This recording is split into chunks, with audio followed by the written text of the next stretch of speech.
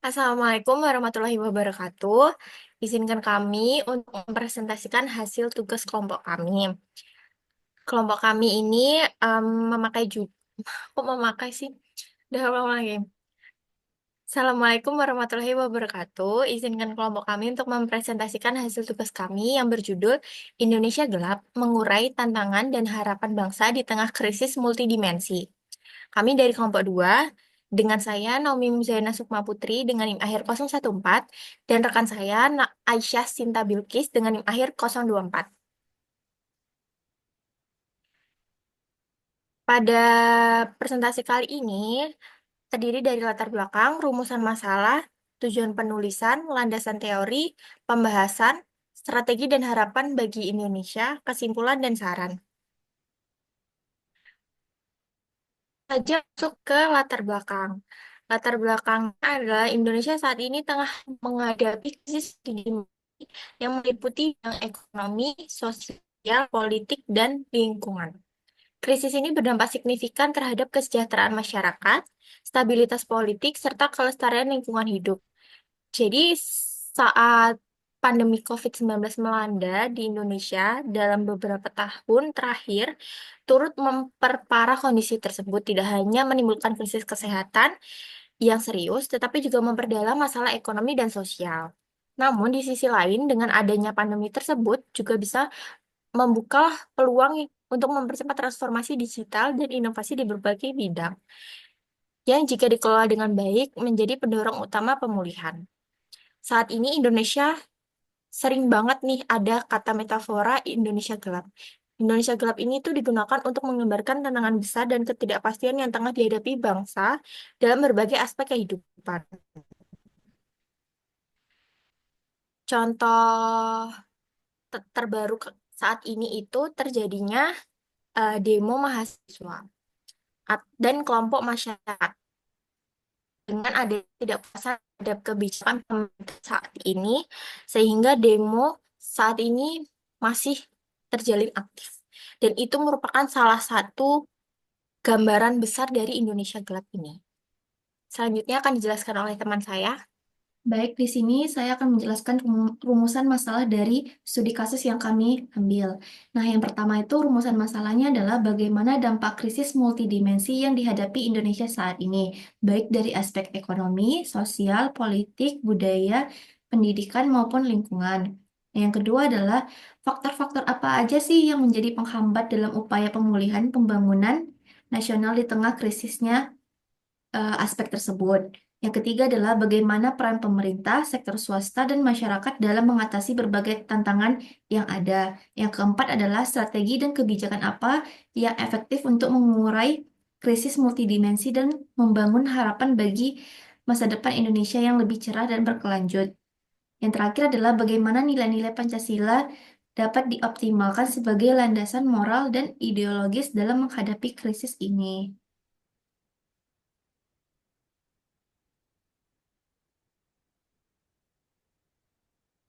Baik, selanjutnya tujuan yang pertama adalah menganalisis dampak krisis yang dihadapi Indonesia dalam krisis multidimensi, meliputi aspek ekonomi, sosial, politik, budaya, pendidikan, dan lingkungan hidup. Yang kedua, menjelaskan faktor-faktor penghambat dan pemicu krisis yang perlu mendapat perhatian serius dalam upaya pemulihan nasional dari berbagai aspek tersebut. Yang ketiga, mengkaji peran berbagai pihak, termasuk pemerintah, sektor swasta, dan masyarakat dalam menghadapi dan mengatasi krisis multidimensi. Lalu yang keempat, merumuskan strategi dan solusi yang tepat serta berkelanjutan untuk meraih krisis dan membangun harapan bagi masa Indonesia yang jauh baik.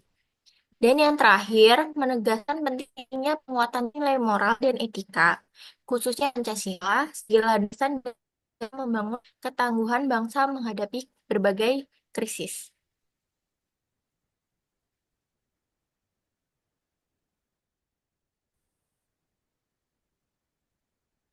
Oke, selanjutnya akan dijelaskan oleh teman saya.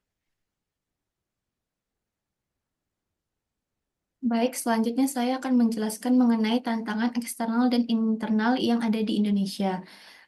Apa sih tantangan itu? Tantangan adalah hal yang mengunggah tekad untuk meningkatkan kemampuan mengatasi masalah atau rangsangan untuk bekerja lebih giat. Selain itu, dalam konteks yang lebih luas, tantangan juga dapat diartikan sebagai suatu keadaan yang harus dihadapi untuk mengunggah kemampuan dalam melaksanakan tugas dan fungsi guna mencapai tujuan tertentu. Nah, tantangan eksternal yang dihadapi Indonesia saat ini. Yang pertama itu adalah penetrasi budaya asing. Arus globalisasi dan kemajuan teknologi informasi telah memudahkan masuknya berbagai nilai dan budaya asing ke Indonesia. Media digital, platform hiburan internasional, dan sosial menjadi pintu masuk nilai-nilai yang terkadang itu bertentangan dengan budaya dan identitas Indonesia. Yang kedua adalah ancaman keamanan maritim dan dirgantara. Sebagai negara kepulauan dengan wilayah yang luas, Indonesia menghadapi berbagai ancaman keamanan maritim seperti pembajakan, penangkapan ikan ilegal, dan pelanggaran kelautan udara. Eh, nah, eh, Apa aja sih upaya yang bisa dilakukan untuk menghadapi tantangan tersebut? Yang upaya yang dapat dilakukan yang pertama adalah kolaborasi multisektoral untuk mengatasi kesenjangan. Menghadapi berbagai tantangan nasional memerlukan kerjasama sinergis antara pemerintah dan seluruh elemen masyarakat. Fokus utama kolaborasi ini adalah mengurai kesenjangan sosial ekonomi yang masih menjadi masalah mendasar. Upaya ini juga mencakup pembangunan infrastruktur yang merata, peningkatan akses dan kualitas pendidikan di seluruh wilayah, serta program-program pelestarian budaya nasional yang komprehensif. Komprehensif. Yang kedua adalah kebijakan lingkungan dan energi berkelanjutan. Tantangan perubahan iklim memerlukan respons serius melalui penguatan kerangka regulasi lingkungan hidup. Pengembangan dan implementasi sumber energi terbarukan menjadi prioritas utama untuk mengurangi ketergantungan sumber energi terbarukan menjadi energi fosil. Yang ketiga adalah memberantas terhadap permasalahan narkoba dan kriminal.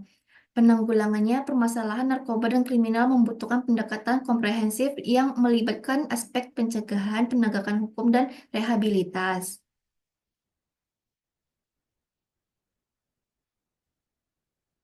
Selanjutnya akan dijelaskan oleh teman saya. Baik, untuk selanjutnya kita langsung masuk saja ke pembahasan. Yang pertama ini ada analisis krisis aspek ekonomi. Analisis krisis aspek ekonomi ini terbagi menjadi tiga hal, yaitu inflasi meningkat, ketidakpastian pasar global, perlambatan pertumbuhan ekonomi. Nah, hal-hal masalah tersebut sehingga tuh terciptanya kebijakan fiskal, di mana kebijakan fiskal ini merujuk pada upaya pemerintah dalam mengelola ekonomi melalui instrumen seperti perpajakan, pengeluaran pemerintah, dan pinjaman. Tujuannya adalah untuk mencapai kondisi ekonomi yang stabil, mendukung pertumbuhan ekonomi, dan meningkatkan kesejahteraan masyarakat. Kebijakan fiskal ini memiliki berbagai fungsi, yaitu meningkatkan efisiensi alokasi sumber daya, mengurangi kesenjangan sosial melalui redistribusi pendapatan, dan menjaga stabilitas makroekonomi. Jadi, untuk desain kebijakan fiskal tahun 2025 diarahkan untuk mengakselerasi pertumbuhan ekonomi yang inklusif dan berkelanjutan. Kebijakan fiskal tahun 2025 disusun di masa transisi oleh pemerintahan saat ini dan akan dilaksanakan oleh pemerintahan selanjutnya. Masa transisi pemerintahan memiliki nilai strategis untuk memastikan keberlanjutan dan penguatan agenda-agenda pembangunan ke depannya, memperkuat fungsi-fungsi kebijakan fiskal, serta menjaga momentum reformasi untuk transformasi ekonomi dalam upaya mencapai target pertumbuhan ekonomi tinggi, inklusif, dan berkelanjutan untuk mencapai visi Indonesia Emas 2045. Nah, walaupun Indonesia mengalami metafora Indonesia gelap, tetapi Indonesia pemerintah berupaya untuk mencapai visinya, yaitu mencapai Indonesia Emas 2045. Kemudian selanjutnya itu Strategi kebijakan fiskal ini ditempuh melalui dua strategi utama, yaitu strategi jangka panjang dan strategi jangka pendek. Di mana strategi jangka panjang ini berfokus untuk mendukung transformasi ekonomi sosial melalui penguatan SDM, melanjutkan pembangunan infrastruktur pendukung transformasi ekonomi, hilirisasi dan transformasi ekonomi hijau untuk meningkatkan nilai tambah dan pertumbuhan berkelanjutan, penguatan inklusivitas, serta penguatan kelembagaan dan simplifikasi reguler. Sedangkan strategi jangka pendek difokuskan untuk akselerasi pertumbuhan ekonomi, penguatan well-being, serta penguatan konvergensi antar daerah yang ada di Indonesia. Untuk yang kedua, yaitu eh, saat ini Indonesia terjadi UMKM ini kesulitan bertahan, pengangguran dan kemiskinan tuh kian meningkat. Sehingga pemerintah menerapkan program makan bergizi gratis atau MBG, di mana makan bergizi gratis ini merupakan salah satu upaya pemerintah untuk meningkatkan kualitas sumber daya manusia, terutama di kalangan anak-anak dan ibu hamil. Selain itu, program ini juga bertujuan untuk memberdayakan UMKM dan ekonomi kerakyatan, serta mendorong pertumbuhan ekonomi Indonesia. Rencana implementasi program ini telah mengalami beberapa perkembangan sejak awal diumumkan.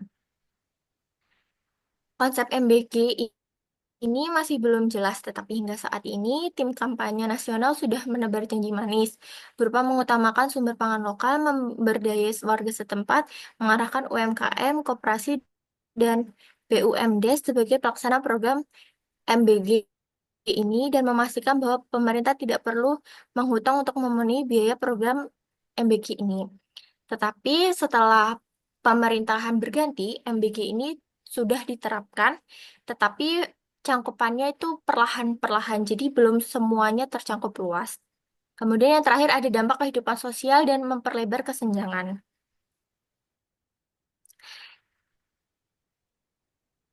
Eh, jadi Indonesia ini dari aspek ekonominya ini akan berdampak pada kehidupan sosial dan memperlebar kesenjangan. Jadi hal ini itu masih sangat sulit untuk diatasi oleh Indonesia.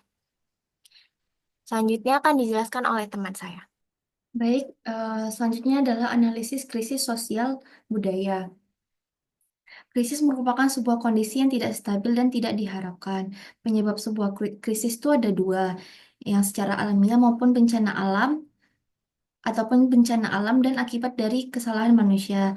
Di sini saya akan membahas tiga topik eh, krisis sosial budaya yang ada di Indonesia. Yang pertama itu adalah eh, meningkatnya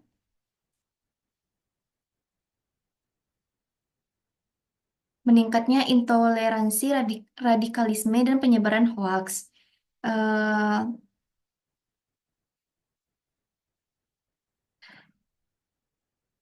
yang kedua adalah polarasi sosial, konflik budaya akibat globalisasi dan modernisasi. Yang ketiga adalah konflik sosial seperti kasus Rempang Eco City.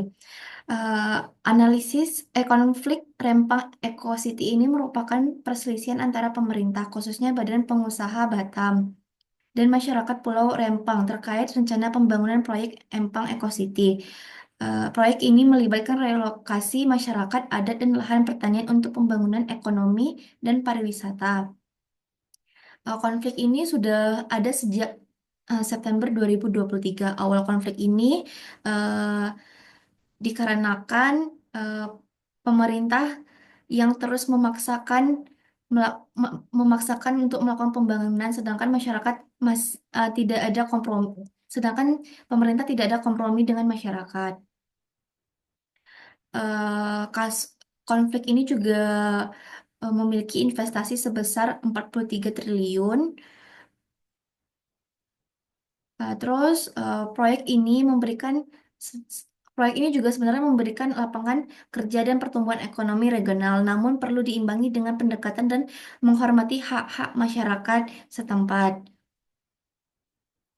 Nah, terus yang terkait globalisasi dan modernisasi, Indonesia itu kan memiliki 38 provinsi dengan berbagai ras, budaya, suku, bangsa.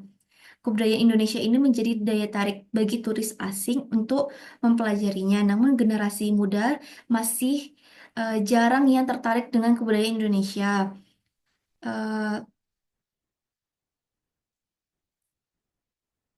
Globalisasi telah banyak mengubah cara pandang pemuda Indonesia.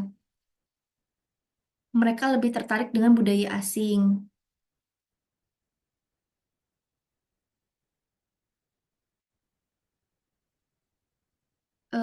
Strategi kebijakan yang efektif untuk mengatasi permasalahan globalisasi dan modernisasi ini yang pertama adalah meningkatkan kualitas pendidikan dan menguatkan kurikulum budaya agar generasi muda lebih mengenal dan mencintai budaya Indonesia.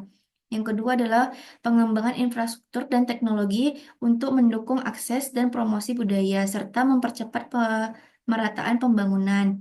Yang ketiga, penegakan hukum dan reformasi birokrasi untuk menciptakan iklim investasi yang sehat dan mengurangi praktik KKN. Yang keempat adalah kolaborasi antara pemerintah, sektor sosial, sektor swasta, dan masyarakat dalam program pelestarian budaya dan pembangunan ekonomi berbasis budaya. Yang kelima adalah pemanfaatan teknologi digital dan media sosial secara positif. Yang keenam adalah penguatan dukungan sosial dan religius sebagai modal sosial dan menjaga persatuan dan identitas budaya bangsa. Dengan sinergi peran pemerintah, sektor swasta, dan masyarakat serta kebijakan yang terintegrasi, Indonesia dapat mengatasi berbagai hambatan pembangunan dan krisis budaya yang terjadi sehingga mampu menjaga keutuhan dan kelayakan budaya sekaligus mendorong kemajuan nasional yang berkelanjutan. Selanjutnya akan dijelaskan oleh teman saya. Baik, untuk selanjutnya ini ada analisis krisis aspek politik. Dapat dilihat di slide, praktik korupsi merajalela menurunkan kepercayaan publik. Demonstrasi besar menandakan ketidakpuasan terhadap kebijakan pemerintah, isu transparansi, revisi undang-undang, dan tuntutan masyarakat. Nah, semua hal ini tuh masih sangat menjadi konflik di Indonesia saat ini dan belum terselesaikan. Contoh kasusnya ini ada pada 8 Oktober 2024 lalu, Komisi Pemberantasan Korupsi atau KPK melakukan penangkapan terkait dengan suap pada pengadaan barang dan jasa untuk sejumlah proyek pekerjaan di wilayah Pemprov Kalimantan Selatan.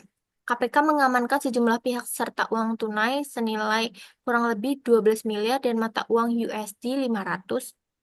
Nah, skandal korupsi yang mengungkap keterlibatan Gubernur Kalimantan Selatan beserta 6 tersangka lainnya sungguh mengecewakan.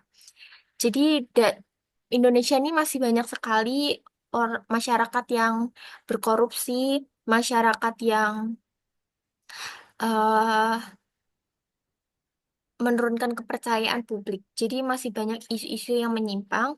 Kemudian pemerintah juga belum terlalu menerapkan transparansi. Dan isu akhir-akhir ini pemerintah yang tiba-tiba merevisi undang-undang yang membuat masyarakat menjadi demo, mahasiswa menjadi demo, dan masyarakat sipil lainnya tidak terima dengan adanya revisi undang-undang yang dilakukan secara tiba-tiba tanpa adanya eh, tanpa adanya demonstrasi kepada masyarakat atau mahasiswa yang ada. Nah, hal tersebut itu membuat masyarakat je- membuat masyarakat sangat kesal dengan pemerintah sehingga politik di pemerintahan Indonesia ini masih sangat-sangat kurang dan masih sangat-sangat kurang memahami masyarakat yang ada. Kemudian untuk masalah korupsi yang merajalela ini, Indonesia eh, belum belum bisa untuk meminimalisir hal tersebut. Jadi di Indonesia ini masih banyak sekali korupsi, eh, entah itu pejabat atau masyarakat-masyarakat lainnya. Kemudian selanjutnya akan dijelaskan oleh teman saya.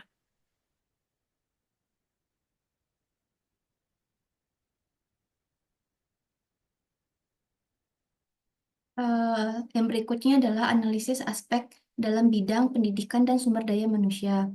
Eh, Yang pertama, saya akan membahas kesenjangan kurikulum dengan kebutuhan industri.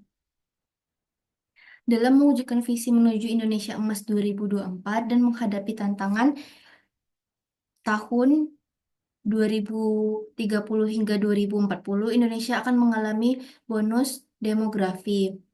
Indonesia harus melakukan banyak persiapan. Pada masa masa itu, jumlah penduduk usia produktif 15 sampai 64 tahun akan lebih besar dibandingkan usia non-produktif, usia 65 ke atas, dengan proporsi lebih dari 60% dari total jumlah penduduk yang ada di Indonesia.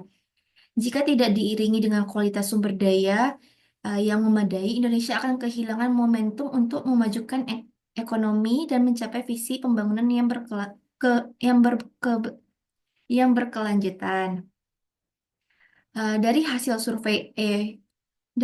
survei OECD pada tahun 2016 menunjukkan adanya gap antara kemampuan yang dibutuhkan di dunia kerja dengan kemampuan lulusan dari sistem pendidikan yang ada di dunia saat ini. Survei yang sama juga menyatakan bahwa tiga skill utama yang dibutuhkan oleh seseorang di dunia kerja yaitu literasi, numerisasi, numer, numerasi, dan pemecahan masalah dalam lingkungan teknologi. Dari survei tersebut, Indonesia menduduki peringkat bawah. Hal tersebut disebabkan oleh beberapa hal. Salah satunya adalah tidak adanya pembekalan kompetensi yang memadai di eh, sepanjang masa sekolah. Ijazah tidak menjamin lulusan akan mendapatkan pekerjaan yang layak, sehingga terjadi kesenjangan antara kualitas lulusan dengan apa yang dibutuhkan di dunia kerja. Menurut data terbaru dari Badan Pusat Statistik dua, per Mei 2024 menunjukkan bahwa tingkat pengangguran terbuka di Indonesia masih cukup tinggi, yaitu sebesar 4,81%. Nah, angka ini menunjukkan hampir 5 dari 100 angkatan kerja masih belum mendapatkan pekerjaan yang layak. Tingginya tingkat pengangguran ini menjadi indikator bahwa kesenjangan antara kompetensi lulusan dengan kebutuhan kerja masih menjadi tantangan yang serius. Selain itu, rata-rata upah buruh yang ada di Indonesia ini tercatat sebesar 3.400.000 per bulan. Nah, upah ini tercermin kondisi pasar tenaga kerja dan daya beli pekerja yang juga dipengaruhi oleh kualitas sumber daya tersebut. Upah yang relatif rendah dapat menjadi sinyal bahwa banyak pekerja yang belum memiliki keterampilan dan kompetensi yang tinggi sehingga belum mampu memuat upah yang lebih baik. Eh, Adapun akar permasalahan kesenjangan kurikulum dengan kebutuhan industri, yang pertama adalah ketidaksesuaian kurikulum dengan perkembangan industri dan teknologi kurikulum pendidikan, baik di SMK maupun perguruan tinggi. Seringkali keterlambatan dalam memperbarui materi pembelajaran sesuai dengan perkembangan teknologi dan kebutuhan industri saat ini. Hal ini menyebabkan lulusan tidak memiliki keterampilan yang relevan dengan dunia pekerjaan. Yang kedua adalah fokus kurikulum yang lebih banyak pada teori daripada praktik. Banyak kurikulum yang menitik beratkan, menitik, menitik beratkan pada aspek teori akademis tanpa memberikan cukup ruang pembelajaran praktik bagi pelajar. Yang ketiga adalah kurangnya integrasi soft skill dalam kurikulum. Selain keterampilan teknis, soft skill seperti komunikasi, kerjasama tim, dan kepemimpinan sangat penting di dunia kerja. Namun, kurikulum saat ini sering mengabaikan perkembangan soft skill, sehingga lulusan kurang siap menghadapi dunia kerja. Yang keempat adalah minimnya kolaborasi antara dunia pendidikan dan industri. Keterlibatan industri dalam merancang dan mengembangkan kurikulum masih sangat terbatas. Hal ini menyebabkan pembelajaran di sekolah ataupun perguruan tinggi kurang mencerminkan kebutuhan yang ada di lapangan maupun dunia kerja. Eh, dan yang terakhir adalah kurangnya pendidikan berbasis pengalaman dan magang yang terstruktur. Program magang dan program magang dan pengalaman kerja nyata yang terintegrasi dalam kurikulum masih kurang optimal. Padahal program magang yang baik dapat membantu siswa dan mahasiswa memperoleh wawasan di dunia pekerjaan. Yang kedua adalah keterbatasan akses dan infrastruktur dalam keberlanjutan pendidikan vokasional. Keterbatasan akses dan infrastruktur dalam pendidikan vokasional ini eh, meni- vokasional di wilayah terpencil juga menimbulkan masalah strategis media pembelajaran yang kurang efektif. Pendidikan vokasional merupakan salah satu bagian dari sistem pendidikan yang bertujuan untuk membangun kemampuan praktik dan kreativitas dalam berbagai bidang. Namun di wilayah terpencil, keterbatasan akses dan infrastruktur menimbulkan tantangan eh, bagi pembelajaran di sana. Kurangnya fasilitas teknologi informasi dan komunikasi seperti akses internet yang terbatas dan keterbatasan perangkat elektronik seperti laptop, HP, dan perangkat digital lainnya. Hal ini membuat pendidikan vokasional di wilayah terpencil tertinggal di era digital. Media pembelajaran yang kurang efektif ini berpotensi menurunkan kualitas lulusan dan memperlemah daya saing tenaga kerja vokasional di era digital saat ini. Salah satu faktor utama yang berkontribusi terhadap masalah ini adalah keterbatasan akses infrastruktur di berbagai lembaga pendidikan vokasional, kurangnya fasilitas teknologi informasi dan komunikasi seperti komputer, jaringan internet, dan perangkat digital lainnya.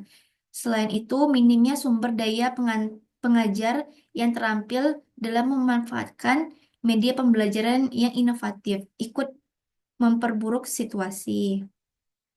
Akibatnya, pengajaran menggunakan metode konvensional kurang melibatkan peserta peserta didik yang dibutuhkan dalam dunia kerja.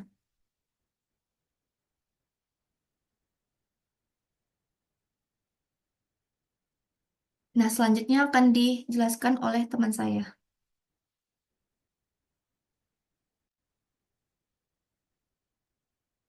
Baik, untuk selanjutnya, yang kelima ada analisis krisis aspek lingkungan. Jadi, kerusakan lingkungan tinggi, perubahan iklim, bencana alam, banjir, kebakaran hutan, contohnya adalah banjir dan kebakaran hutan, serta pembangunan infrastruktur berdampak pada lingkungan. Saat ini sangat berdampak pada adanya pembangunan IKN Nusantara. Kemudian perlunya transformasi pengelolaan sumber daya. Jadi pada proses pembangunan di Indonesia ini tidak boleh berhenti. Alam di Indonesia ini harus tetap dapat diwariskan dari generasi ke generasi dalam keadaan yang tetap baik, layak untuk mendukung kehidupan generasi yang akan mendatang dan tetap sejahtera. Pembangunan yang demikian adalah pembangunan yang terlanjutkan. Pembangunan dapat terlanjutkan ada tiga syarat yang harus dipenuhi, yaitu syarat ekonomi, sosial, budaya. Persyaratan ekonomi telah diketahui sejak lama sekali, sedangkan syarat sosial budaya dan yang terbaru adalah ekologi, ini baru disadari sejak 30 sampai 40 tahun yang lalu. Setelah munculnya permasalahan budaya pemeliharaan hasil pembangunan dan masalah lingkungan. Agar proses pembangunan di Indonesia dapat terus berjalan, maka di dalam memecahkan masalah lingkungan harus mengacu kepada tiga hal, yaitu menyadari adanya masalah, memahami akar penyebab atau root cause, dan menentukan strategi yang berpegang pada prinsip berkelanjutan. Masalah ini dapat dihindarkan, maka perlu dilakukan analisis dampak lingkungan. Analisis dampak lingkungan hanya efektif jika dilakukan sejak awal perencanaan proyek dan diintegrasikan dengan kelangkaan rekayasa dan ekonomi. Kenyataannya, dari hasil penelitian, analisis dampak lingkungan ini masih jarang dilakukan dan kalaupun dilaksanakan setelah kelayakan rekayasa dan ekonomi selesai dilakukan dan setelah diambil keputusan untuk melakukan proyek yang direncanakan itu. Jadi di Indonesia saat ini jika adanya pembangunan itu harus berkelanjutan dan harus melakukan analisis dampak lingkungan terlebih dahulu. Karena seperti yang kita ketahui lingkungan di Indonesia saat ini sangat terancam dan bahkan terganggu. Yaitu dari dampak terbesarnya yaitu karena adanya pembangunan infrastruktur ibu kota negara atau IKN Nusantara, di mana IKN ini IKN ini direncanakan menjadi kota masa depan yang maju dan hijau dengan 70% merupakan kawasan hijau dan menjadikan IKN sebagai forest city atau kota hutan. Ada dua perubahan hutan yaitu deforestasi dan degradasi. Deforestasi adalah perubahan hutan menjadi non-hutan seperti menjadi sebuah kota. Kemudian degradasi adalah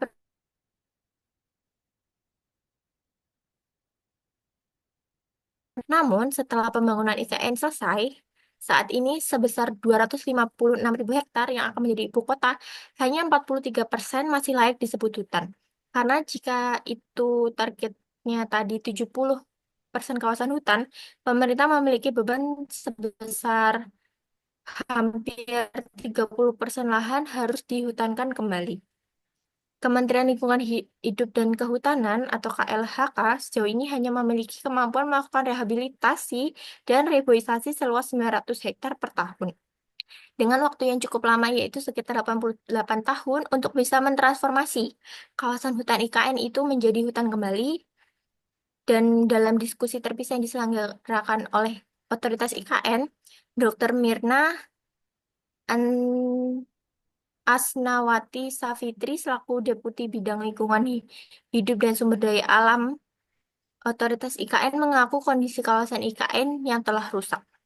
Hal ini menjadi tantangan besar bagi pemerintah dan masyarakat sekitar hingga saat ini. Jadi untuk masalah krisis aspek lingkungan di Indonesia saat ini masih belum teratasi dengan baik. Kemudian selanjutnya akan dijelaskan oleh teman saya. Oke, di sini saya akan melanjutkan strategi dan harapan. Di sini saya akan membagi strateginya menjadi tiga bagian. Yang pertama adalah peran pemerintah, peran pemerintah, sektor swasta, dan masyarakat dalam menghadapi berbagai tantangan yang ada. Keterlibatan seluruh pemangku kepentingan menjadi kunci untuk menciptakan solusi yang efektif dan berkelanjutan. Berikut adalah peran strategis yang dapat diambil oleh pemerintah. Yang pertama adalah reformasi kebijakan dan regulasi. Contohnya adalah menciptakan kerangka regulasi yang mendukung pembangunan berkelanjutan dan investasi berkualitas. Terus yang kedua adalah perbaikan tata kelola. Contohnya adalah memperkuat ins- meningkatkan transparansi proses pengambilan keputusan dan penggunaan anggaran. Yang ketiga adalah penyediaan layanan dasar. Contohnya adalah membangun infrastruktur dasar terutama di daerah terpencil. Yang keempat adalah fasilitas dan koordinasi. Contohnya adalah menciptakan dan mengkoordinasikan upaya pembangunan lintas sektor dan wilayah untuk memastikan sinergi. Yang kedua adalah peran sektor swasta. eh, Perannya yang pertama adalah investasi berkelanjutan. Contohnya adalah berinvestasi pada sektor-sektor prioritas yang mendukung transisi ekonomi hijau. Yang kedua adalah menciptakan lapangan kerja berkualitas. Contohnya menyediakan kesempatan kerja yang layak dengan upah yang memadai. Yang terakhir adalah peran masyarakat. Yang pertama adalah partisipan aktif dalam pengambilan keputusan. Yang kedua adalah pengembangan media sosial. Contohnya memperkuat kohesi sosial dan toleransi dalam masyarakat yang majemuk. Nah, yang selanjutnya adalah strategi dan kebijakan yang efektif untuk mengurai krisis multidimensi dan pembangunan harapan bagi masa depan Indonesia. Dapat dilakukan dengan yang pertama adalah restrukturisasi utang swasta. Yang kedua adalah independasi Bank Indonesia. Yang ketiga adalah penguatan di sektor RII. Nah, yang terakhir adalah peran nilai-nilai Pancasila sebagai landasan moral dan ideologis dalam menghadapi krisis. Perannya tersebut adalah yang pertama adalah memastikan bahwa pendidikan karakter ditanam pada anak usia dini dan dapat membantu mereka mengembangkan kebiasaan baik dalam hidup. Yang kedua adalah pemilihan teman serta lingkungan yang tepat, sebab termasuk dalam eh, secondary recognition agens. Yang ketiga adalah mampu memanfaatkan sesuai perkembangan ilmu pengetahuan yang baik dan benar. Dan yang terakhir adalah menyelenggarakan pendidikan moral dan pengembangan karakter di mata pelajaran yang diajarkan di sekolahan. Selanjutnya dilanjutkan oleh teman saya. Baik, untuk kesimpulannya, kita dapati Indonesia menghadapi tantangan multidimensi yang sangat-sangat kompleks, mencakup aspek ekonomi, sosial, politik, hingga lingkungan hidup.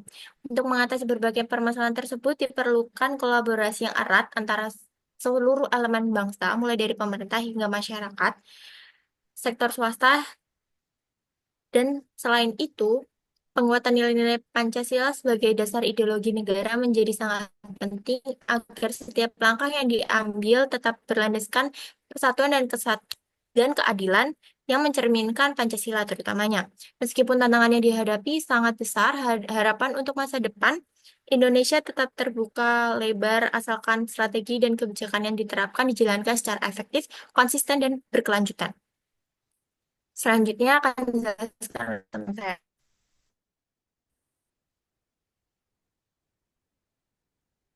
Nah, yang selanjutnya adalah saran. Sarannya adalah evaluasi kebijakan secara berkala sangat diperlukan agar setiap langkah yang diambil pemerintah tetap relevan dan mampu menjawab dinamika permasalahan yang ada di masyarakat. Selain itu, peningkatan transparansi dan akuntabilitas dalam pemerintahan serta pemerintah menjadi kunci untuk membangun kepercayaan publik serta memastikan bahwa setiap kebijakan dijalankan secara jujur dan bertanggung jawab. Dorongan terhadap inovasi dan penguatan sektor pendidikan juga sangat penting agar Indonesia mampu menghadapi tantangan masa depan dengan sumber daya manusia yang unggul, kreatif, dan adaptif terhadap perubahan zaman. Dengan langkah-langkah tersebut, diharapkan Indonesia dapat keluar dari berbagai krisis dan membangun masyarakat